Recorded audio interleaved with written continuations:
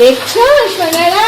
দেখো দেশি ডিমের ঝোল। দেখো তোমরা কি এরকম ভাবে কষাও? দেখো আমি কষাচ্ছি কিভাবে। দেখো ডিমগুলো সেদ্ধ করে ছাড়িয়ে নুন হলুদ মাখিয়ে ভেজে নিয়েছি।